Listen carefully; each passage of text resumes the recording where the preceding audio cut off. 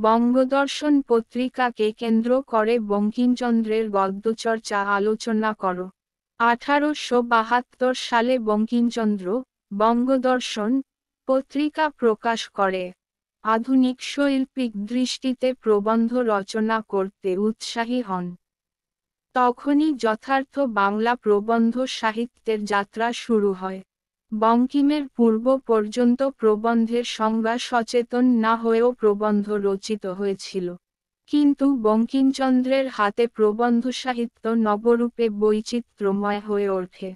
তবে এই বৈচিত্র্যের জন্য দীর্ঘকালীন সাধনা বঙ্কিম প্রতিভাকে অনন্যসাধারণ করে তুলেছিল।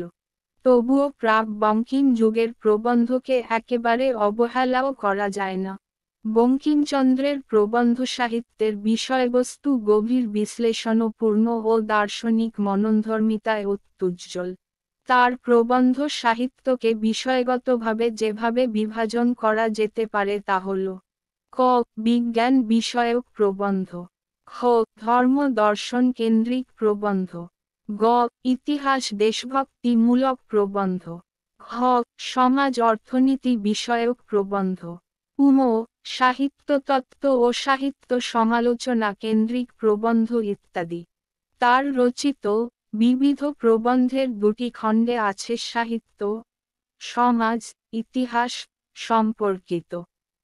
বিজ্ঞান রহস্যে দেখতে পাই প্রকৃতি বিজ্ঞান সম্পর্কে বঙ্কিমের নতুন চিন্তাভাবনা।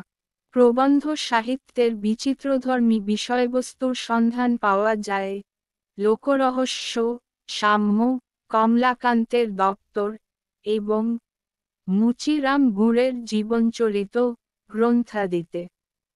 প্রকৃতপক্ষে লোকরহস্য ও কমলাকান্তের দপ্তরকে সঠিক প্রবন্ধ সাহিত্য বলা যায় না। লোকরহস্য সম্পর্কে বঙ্কিমের অভিমত হল যে, কৌতুক বা ব্যঙ্গ বিদ্রূপ এই গ্রন্থে পাওয়া গেলেও শ্রেণীবিশেষ বা সাধারণ মানুষ ব্যতীত ব্যক্তিবিশেষের প্রতি কোন ইঙ্গিত নেই। আবার কমলাকান্তের দপ্তর গ্রন্থটির অসাধারণত্ব স্বীকার করে সমালোচক গোপাল হালদারের মতে, কমলাকান্ত বিশ্বসাহিত্যের ইউনিক সৃষ্টি, কারণ এক ইউনিক প্রতিভার সে প্রতিভু। প্রসঙ্গত, গ্রন্থটির মধ্যে বঙ্কিমচন্দ্রের একই সঙ্গে দার্শনিক, সমাজ শিক্ষক, রাজনীতি, স্বদেশ প্রেমিক এবং হিউমরিস্ট এর পরিচয় পাওয়া যায়।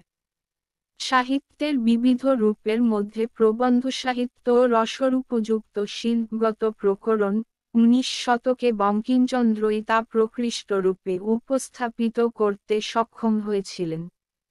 বিশেষ দ্রষ্টব্য বঙ্কিমচন্দ্রের লালনে ও প্রযত্নে কয়েকজন প্রাবন্ধিক সে যুগে প্রবন্ধ সাহিত্য রচনা বিশেষ কৃতিত্ব দেখিয়েছেন। তাদের মধ্যে উল্লেখযোগ্য হলেন রাজকৃষ্ণ মুখোপাধ্যায়, চন্দ্রনাথ বসু, ঠাকুরদাস মুখোপাধ্যায় এবং হরপ্রসাদ শাস্ত্রী। বঙ্গদর্শন পত্রিকার শ্রেষ্ঠ লেখক ছিলেন বঙ্কিমচন্দ্রের অগ্রজ সঞ্জীবচন্দ্র চট্টোপাধ্যায়। স্বল্পকাল তিনিও বঙ্গদর্শন পত্রিকার সম্পাদনা করেছিলেন।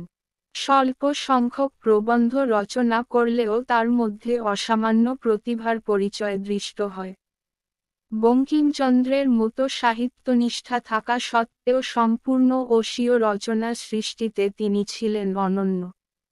সঞ্জীবচন্দ্রের গ্রন্থসমূহ একান্তভাবে বঙ্কিম প্রভাবমুক্ত। কয়েকটি বিচ্ছিন্ন প্রবন্ধ ছাড়া ভ্রমণ বৃত্তান্তমূলক গ্রন্থ, কালামও বাংলা প্রবন্ধ সাহিত্যে অনন্য সাধারণ। চন্দ্রনাথ বসু বঙ্গদর্শন পত্রিকার সঙ্গে একান্তভাবে জড়িত ছিলেন। দেশ বিদেশের দর্শন চিন্তা তার রচনাধারার এক বৈশিষ্ট্য।